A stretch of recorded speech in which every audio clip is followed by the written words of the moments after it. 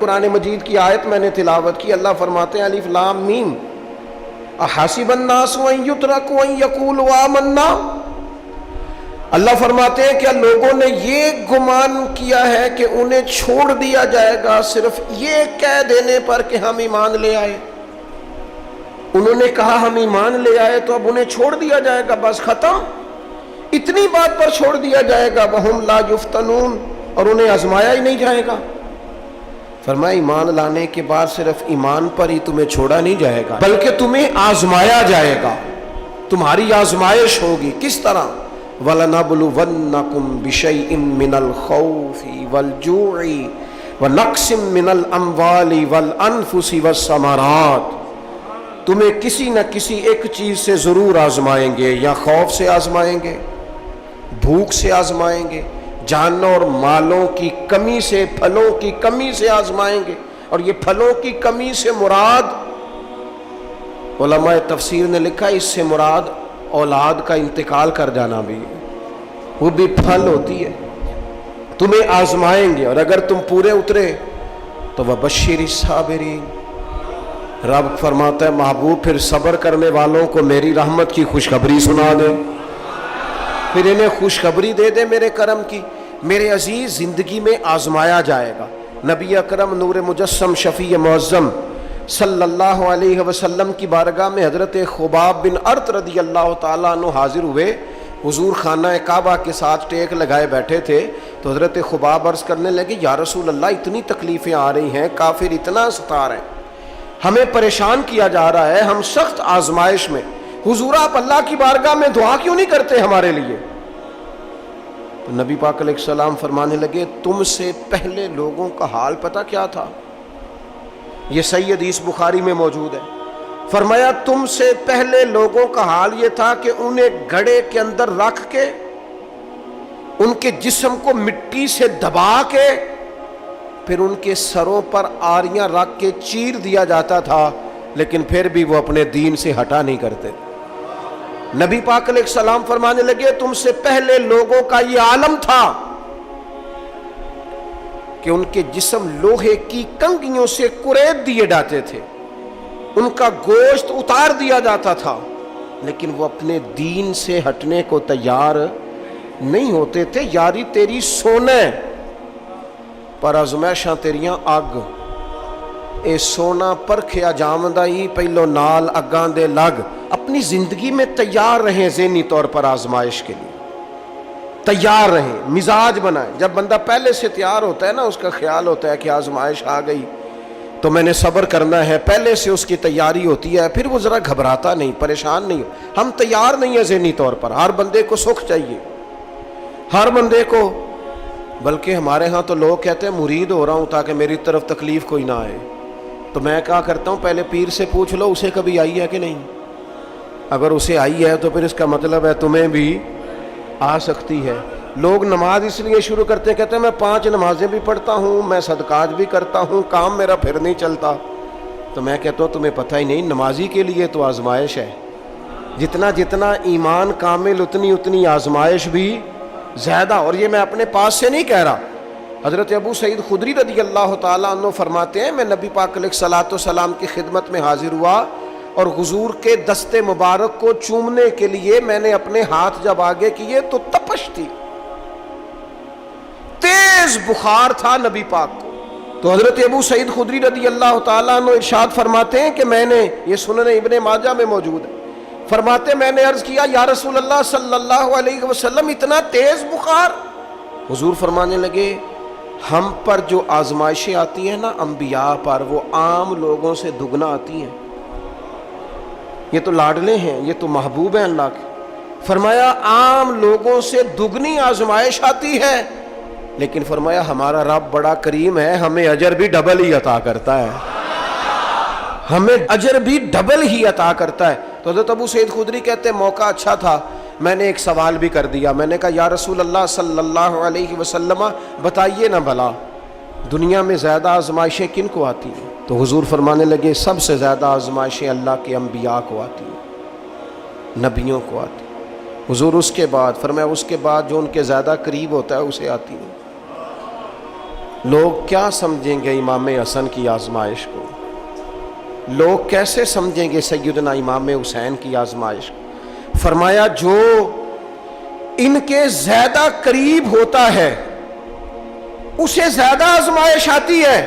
تو حضور کے سب سے قریب تو امام حسن ہے نا، امام حسین ہے نا.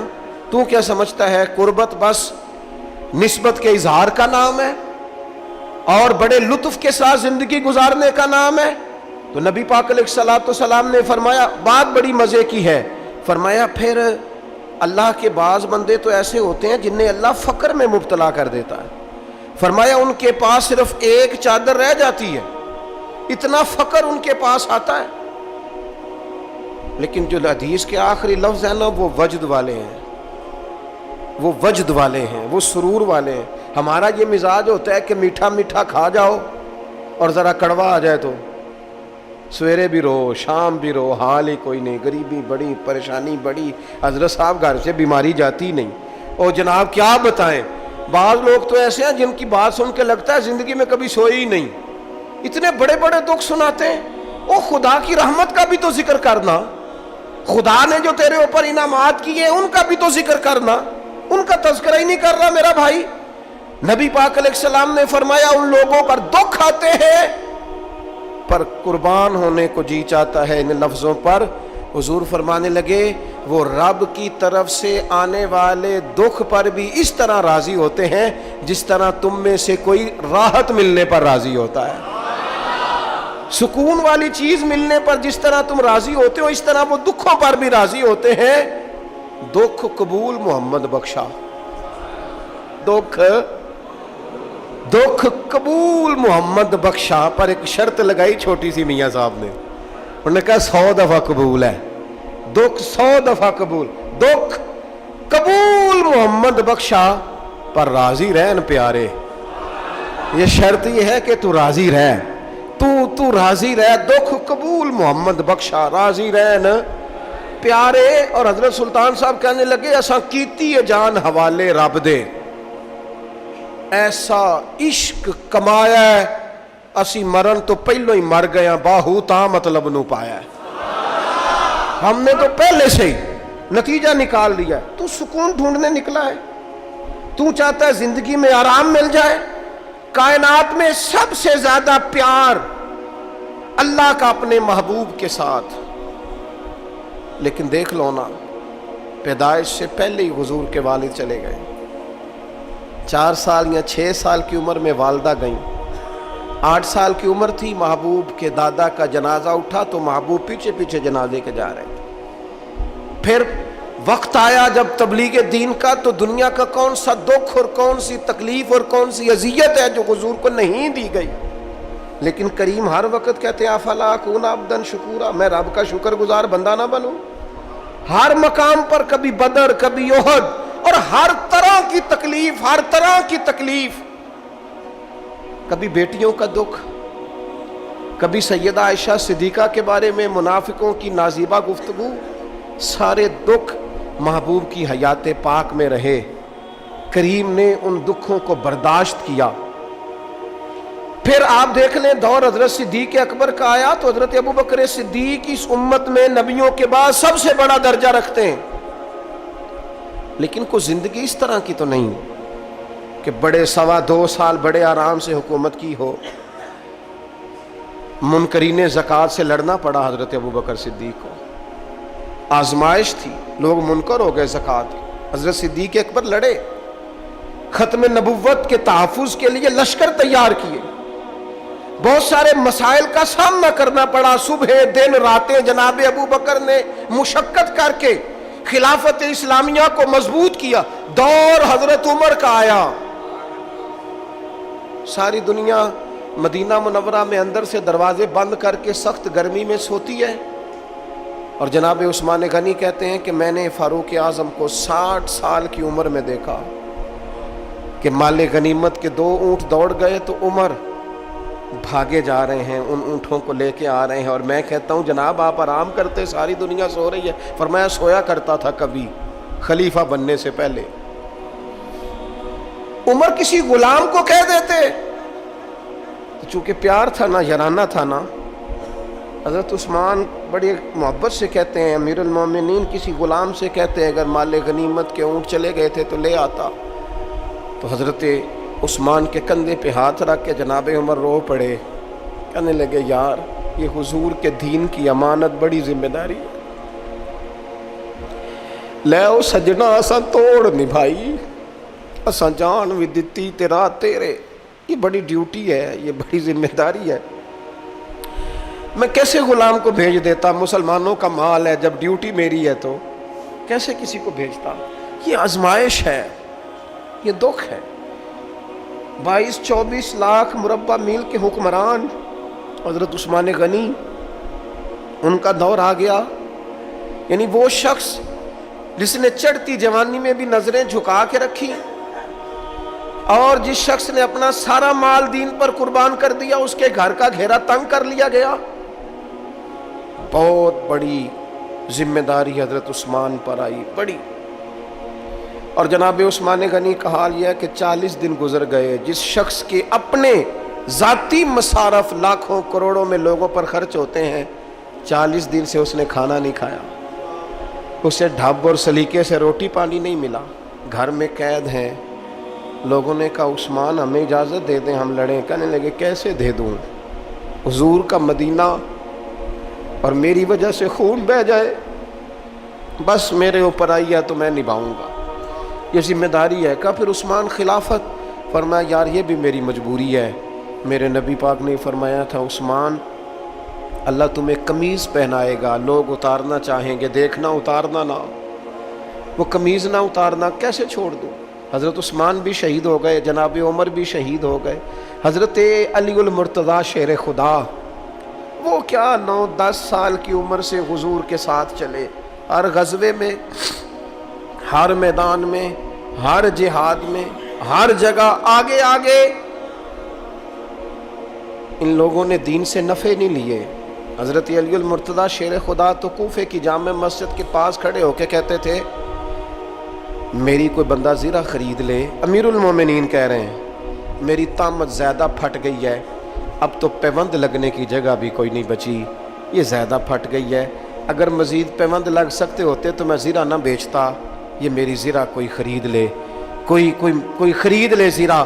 حضرت مولا علی شیر خدا 63 سال کی عمر مبارک، اور جب کوفے میں آپ کو خنجر لگا، زخم لگا، تو لوگ بیٹے کو بلاتے ہیں، آواز دیتے ہیں، لیکن جناب شیر خدا مولا علی مرتضیٰ مشکل کشا حل عطا حضرت علی المرتضیٰ شیر خدا زیر لب ہلکا سا مسکرائے، ادھر دیکھیے گا، اور مسکرا کے پتہ کیا فرمانے لگے؟ کہنے لگے فزت برب الکعبہ، لو بھائی کعبے کے رب کی قسم علی کامیاب ہو گیا ہے، کامیابی مل گئی. آج بات امام حسن کی آئی، امام حسن کو زہر دیا گیا، انتڑیاں نہ کٹ کٹ کے باہر گر رہی. اس شہزادے کی جس نے حضور کی گود میں عمر گزاری، محبوب کے کندھوں پہ رہنے والے حسن ابن علی، جناب امام حسین حاضر بارگاہ ہوئے تو ہاتھ پکڑ کے بھائی کا چوم کے رو پڑے. بھائی پیارے بھی تو بڑے ہوتے ہیں نا، بڑے پیارے ہوتے ہیں. اور ان لوگوں کا منصب بڑا انوکھا ہے، شدید تکلیف ہے. تو امام حسین کہتے ہیں میرے بھائی حسن بتائیے آپ کو زہر کس نے دیا؟ رو کے پوچھتے ہیں. بھائی کا ماتھا چوم کے امام حسن رو پڑے، کہنے لگے حسین میری مجبوری ہے، میں تمہیں نہیں بتاؤں گا. کہا کیوں؟ فرمانے لگے اس لیے کہ اگر وہ نہیں جس پر مجھے شک ہے تو پھر کسی بے گناہ کا نام کیسے لے دوں، اور اگر وہی ہے نا جس پر مجھے شک ہے تو پھر میں تمہیں نہیں بتاؤں گا. میرا رب بڑا بہتر انتقام لینے والا ہے، پھر بھی نہیں بتاؤں گا. کیا کروں، کیسے بتا دوں؟ مصطفیٰ کا نواسا ہوں میں، پڑھتے ڈالنے والی ماں کا بیٹا، میں شیر سے زیادہ جگر رکھنے والے علی کا پتر، میں کیسے بات کر دوں؟ بس زخم پہ زخم کھا کے جی، خونے جگر کے گھونٹ پی، اور سجنا آہ نہ کر لبوں کو سی، یہ عشق ہے کوئی دل لگی نہیں. میرے نبی پاک صلی اللہ تعالیٰ علیہ وآلہ وسلم نے ارشاد فرمایا، اللہ تعالیٰ دین میں جو لوگ سخت ہوتے ہیں نا ان پر مشکلیں بھی سخت ڈالتا ہے۔ یہ حدیث پاک آپ کو مسند امام احمد بن حنبل میں ملے گی، ابن ماجہ ترمذی میں ملے گی۔ فرمایا جتنا کوئی دین میں سخت ہوتا ہے اتنی اس کی مشکلات بھی سخت ہوتی ہیں، اور جتنا کوئی نرم ہوتا ہے اتنی اس کی مشکل بھی تھوڑی ہوتی ہے۔ حسین ابن علی بڑے سخت تھے نا دین میں، جاندار تھے نا دین کے معاملے میں، اللہ نے مشکل ڈالی۔ امام علی مقام کی باری آئی، بڑی منت کی حضرت عبداللہ ابن عمر نے، رو کے کہا حسین نہ جاؤ۔ تو امام حسین رضی اللہ تعالیٰ عنہ نے فرمایا نہیں، اب میری ڈیوٹی لگی ہے تو جانا تو میں نے ہے نا، ذمہ داری تو پوری کرنی ہے۔ امام علی مقام رضی اللہ تعالیٰ عنہ نے اس ساری مشقت کو دیکھا۔ گھر چھوڑنا بڑا مشکل کام ہے، گھر چھوڑنا، جہاں انسان رہا ہوتا ہے نا والدین کے ساتھ، جہاں وقت گزارا ہوتا ہے،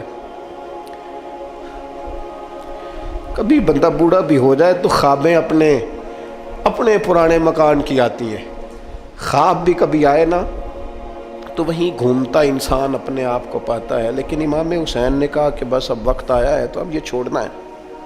ہم نہ قربانی دیے بغیر پاس ہونا چاہتے ہیں، ہم کوئی مشقت سہے بغیر نمبر لینا چاہتے ہیں، ہم کوئی کام کیے بغیر رتبہ پانا چاہتے ہیں۔ ایسا ہوتا نہیں نا، یہ ممکن نہیں۔ آپ تاریخ پڑھیں نا انبیاء کی، حضرت نوح علیہ السلام نے 950 سال محنت کی ہے، اور میں سورہ ہود دیکھتا ہوں تو میں وہ انداز دیکھتا ہوں جس طرح کفر ان سے بات کرتا تھا۔ بڑی جدوجہد کی حضرت نوح نے، لیکن پتہ ہے دکھ اس سے بڑا کیا دیکھا، اپنا بیٹا ہی کافر ہو گیا۔ مالک امتحان ڈالتا ہے تو بڑے بڑے، اور حضرت نوح نے اپنے بیٹے کو ڈوبتے دیکھا، کہا مالک میرا بیٹا، فرمایا نہیں یہ تیرا ہے ہی نہیں، تیرے طریقے پر نہیں تو تیرا کیسے ہوگا؟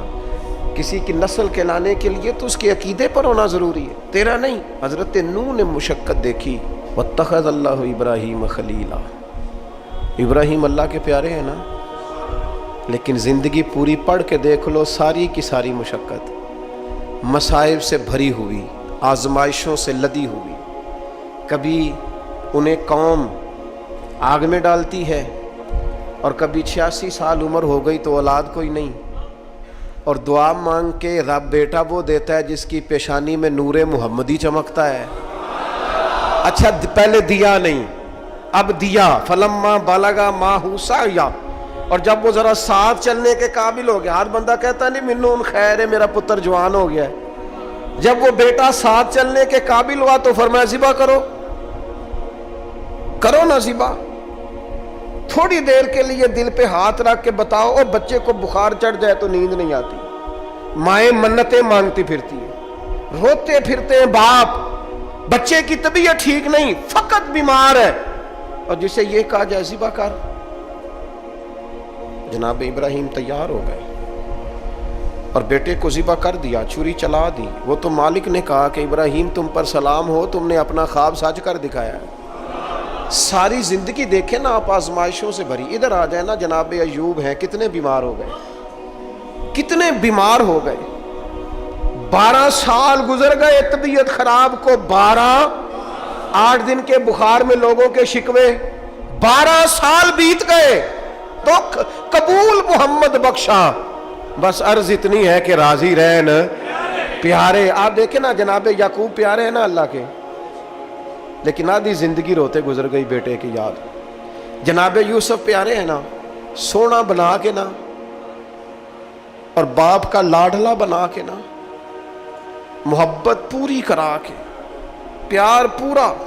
یا بنی لا تقصص رؤیاک علی اخوتک فیکیدوا لک کیدا ان الشیطان للانسان عدو مبین۔ او میرے بیٹے بھائیوں سے بات نہ کرنا ورنہ وہ کچھ چال چلیں گے، شیطان آدمی کا کھلا دشمن ہے۔ اتنا دنیا میں پیارا بچہ اور اس وقت کوئی نہیں تھا جتنے جناب یوسف ہیں، پر یوسف کبھی بھائیوں کی مار کھائیں، کبھی کنویں میں جائیں۔ کریم کا کرم ہے نا، کنویں میں پھینکے تو بچا لیں، لیکن وہاں سے نکلے تو پھر وہ بکے، پھر کبھی یہاں بکے، کبھی مصر کے بازار میں بکے۔ او یار تو غور تو کر، وہی جناب یوسف اللہ کے پیغمبر پھر جیل جائے، ساری تکلیفیں سہ کے فرمایا لو یوسف اب میں تمہیں مصر کا بادشاہ بناتا ہوں۔ آپ جس کی بھی تاریخ ٹٹول کے لائیں گے نا وہ آزمائشوں والی والا، نہ بولو وَلْنَكُمْ بِشَيْءٍ مِّنَ الْخَوْفِ، ہم ضرور تمہیں آزمائیں گے۔ امام حسین کی باری آئی، وطن چھوڑنا ہے حسین کو۔ امام علی مقام نے کہا کہ ہجرت کی تھی نا، حضور نے بھی وطن چھوڑا تھا۔ دور کھڑے ہیں نانا تیرے کرم کے خزینے کی خیر ہو، میں جا رہا ہوں تیرے مدینے کی خیر ہو۔ پھر حسین ابن علی وہاں سے نکلے، بچے ساتھ، ڈٹنا پڑا، بھوک پیاس، بچوں کا ساتھ، پھر بچوں کی شہادتیں، یہ ساری چیزیں انسان کو کمزور کر دیتی ہیں نا، لیکن جس کی شان بڑی ہوتی ہے اس کی آزمائش بھی بڑی ہوتی ہے۔ چھوٹی چھوٹی باتوں سے گھبرا جانے والی امت، ذرا ذرا سی بات پر پریشان ہو جانے والے لوگ، لڑکھڑاتے قدم، الجھے خیالات، بے چینیاں، بے قراریاں، بہتے آنسو اور ہر وقت مظلومیت کا اظہار کرتی قوم اگر اپنے قدموں پہ کھڑا ہونا چاہتی ہے، امت اگر پھر سے امت سازی چاہتی ہے، امت اگر کھڑے ہو کے اور اللہ کی عطا پر راضی رہ کر اپنی زندگی گزارنا چاہتی ہے، ایک ہی فارمولہ ہے، اس قوم کو امام حسین کی سیرت سے آگاہ کر دو، اس امت کو نبی پاک کے شانوں والے نواسے کی عظمتیں بتا دو۔ یہ جو لوگ سہمے سہمے، ڈرے ڈرے سے، پریشان سے، کمزور سے، غریبی کی بات کرتے، دیہاتی ہونے کی بات کرتے، سہمی سہمی باتیں کرتے، انہیں کہو ڈرو نا، وہ دیکھو پردیس میں حسین ابن علی تھوڑی دیر پہلے حضرت علی اکبر کی لاش مبارک اٹھا کے لائے ہیں اور لا کر کے خیمے میں رکھی ہے، لیکن انہیں پتا ہے کل بھی تو جانا ہے نا، انہیں پتا ہے نا کتنے کو سال جینا ہے، بالآخر جانا تو ہے نا۔ جس دھج سے کوئی مقتل میں گیا وہ شان سلامت رہتی ہے، اس جان کی کوئی بات نہیں، یہ جان تو آنی جانی ہے، موت بستر پہ بھی آ جایا کرتی ہے، لیکن جو میدانوں میں ڈٹ کے رہتے ہیں ان کو تاریخ ذرا زندہ رکھا کرتی ہے۔ کمزور زندگی نہ گزارو، ڈری ہوئی زندگی نہ گزارو، اور یہ کبھی نہ کہو ہائے حسین، ہم ہائے حسین والے نہیں، ہم واہ حسین والے ہیں۔ ہمارے بزرگوں نے ہمیں یہ سبق دیا ہے، ہم نے کہنا ہے واہ حسین۔ کیا کمال کر دی امام علی مقام نے، واہ حسین آپ کی عظمت پہ قربان۔ اتنے سارے دکھوں کے باوجود جب شانوں والے نانا کا شانوں والا پوتا، عظمتوں والی ماں کا عظمتوں والا بیٹا، جرت مند باپ کا بیٹا میدان میں نکلنے لگا ہے تو ڈرا ڈرا، سہما سہما، رو کے، دلاسے دے کے، آنسو پونچھ کے نہیں، بلکہ امام حسین نے ڈٹ کے کھڑے ہو کے وہ امامہ سر پہ باندھا جو محمد عربی نے عطا فرمایا تھا، وہ جبہ پہنا جو نانا نے دیا تھا، وہ تلوار پکڑی جو شیر خدا مولا علی پکڑتے تھے، اور حسین میتوں کے باوجود میدان میں آئے، فرمایا سامنے کھڑے ہو جاؤ، تمہیں خطبہ دینا ہے، اس لیے کہ محمد عربی کا طریقہ ہے جمعے والے دن خطبہ دیا جاتا ہے۔ پورے وثوق سے اتمام حجت کیا، اور حسین ابن علی ایسے تو نہیں تھے کہ ڈرے بڑا تھے تو ان سے تلوار نہیں چلی، انہوں نے تلوار چلائی، جو ایک ایک دو دو کر کے آتے رہے وہ کٹتے رہے، وہ کٹتے رہے، پھر آواز ایک گونجی پیچھے سے، وہ اکیلے اکیلے کیوں جاتے ہو، تمہیں پتہ ہے علی کا بیٹا ہے؟ علی کا گھر تو وہ گھر ہے کہ جس گھر کا ہر ایک بچہ جسے دیکھو وہی شیر خدا معلوم ہوتا ہے۔ اکیلے اکیلے جاؤ گے تو تم چہرے کی روشنی نہیں دیکھ رہے، آنکھوں کی سرخی نہیں دیکھ رہے، مزاج کا ولولہ نہیں دیکھ رہے، طبیعت کا باغ پن نہیں دیکھ رہے، اور جوانی میں شہادت کی لذت سے آشنا محمد کا نواسا نہیں دیکھ رہے، ذرا مل کے جاؤ، ہاں ہاں حسین ابن علی شہید ہوئے ہیں پر شان و شوکت کے ساتھ، ہاں ہاں حسین ابن علی دنیا سے تشریف لے گئے ہیں پر عزت وقار اور عظمت کے ساتھ، ہاں حسین ابن علی کا سر کٹا ہے، مخالف نے تو اپنی طرف سے نیزے کی نوک پہ چڑھایا تھا، پر حسین کا سر بول بول کے کہہ رہا تھا دیکھ لو میں کٹ بھی گیا ہوں پھر بھی سب سے اونچا ہوں، وہ دیکھو میں سب سے اونچا ہوں، سب سے اونچا ہوں میں۔ اے حسین ابن علی، نازش آل نبی تم پر سلام، اے حسین ابن علی تم پر سلام، نازش آل نبی تم پر سلام۔ کسی نے ایک بات کی تھی، اس نے حد کر دی، اس نے کہا مورخ تو کتنا کو لکھے گا، خطیب تو کتنا کو واز کرے گا، او مصنف تو حسین ابن علی کی شان میں کہاں تک بات کرے گا؟ تو میرے امام کا باکپن، ان کی جرت، ان کی طاقت، ان کی ہمت، ان کا کمال، ان کا صبر، ان کی استقامت، ان کا حوصلہ، ان کی جوامردی، ان کی ہمت کتنی کو بیان کرے گا؟ تو رہنے دے۔ اس نے کہا پھر کیوں رہنے دوں؟ کہنے لگے حسین ابن علی کی شان رفعت کوئی کیا جانے، یہ حسن جانے۔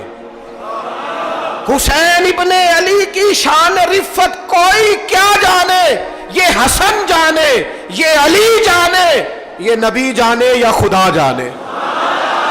ہماری طاقت نہیں ہے کہ ہم امام علی مقام کی عظمت کو بیان کر، بس چپ کر میرے علی، ایتھے جا نہیں ہو۔ امام کا تذکرہ بندے کو جوان کرتا ہے، باہمت کرتا ہے، جینے کا حوصلہ دیتا ہے، میدانوں میں کھڑا کرتا ہے۔ وہی ہے تیرے زمانے کا امام برحق جو تجھے حاضر و موجود سے بیزار کرے اور موت کی شکل میں دکھلا کے تجھے جلوہ یار، زندگی تیرے لیے اور بھی دشوار کرے۔ اور پلٹنا، جھپٹنا، جھپٹ کر پلٹنا، یہ لہو گرم رکھنے کا ہے ایک بہانہ۔ لہذا طاقتور بنو، باہمت بنو، کربلا کے واقعے سے طاقت حاصل کرو۔ پھر کہتا ہوں ہم ہائے حسین والے نہیں، ہم تو واہ حسین والے ہیں۔ ہمارا کہنا ہے کہ واہ حسین، اے حسین ابن علی تم پر سلام، نازش آل نبی تم پر سلام۔ ہم کہہ رہے واہ حسین، واہ حسین، واہ حسین، واہ حسین، یا حسین، واہ حسین، یا حسین، واہ حسین، واہ حسین، یا حسین، واہ حسین۔ اپنے مزاج میں طاقت پیدا کرو، اپنے بچوں کو یہ قوت ارادی، قوت فیصلہ آنے والی نسل کو منتقل کریں، یہ ہمت، جذبہ۔ اور بالخصوص ماؤں، بہنوں، بیٹیوں کو بتائیں کہ رو کے نہ جیو، اس طرح جیو جس طرح حسین ابن علی کی بہن نے جی کے دکھایا۔ دربار یزید میں جناب زینب نے جب خطبہ پڑھا نا، دربار دمشق میں وہ زینب کا خطاب منبر پہ علی بول رہے ہوں جیسے۔ انہیں کہو کہ ذرا تھوڑا باہمت وقت گزاریں، باہمت، کہیں نہیں ڈگمگائی میرے امام کی بہن، کہیں کمزور نہیں پڑی، طاقت، ہمت۔ اور انہوں نے بتلایا ہے کہ رو کے وقت نہیں گزرتا، وقت تو چھا کے گزارنا چاہیے۔ مشکلات کے سامنے میرے حضرت صاحب کا ایک شعر ہے، فرمایا کرتے تھے تجھے کیا ڈر ہو اے اختر، تیرے یاور ہیں وہ یاور، مشکلوں کو جو تیری خود گرفتار بلا کر دے۔ وہ تو مشکل کو مشکل میں ڈال دیں گے جن کو ہم نے مانا ہوا ہے، مشکل کو مشکل میں ڈال دیا جاتا ہے۔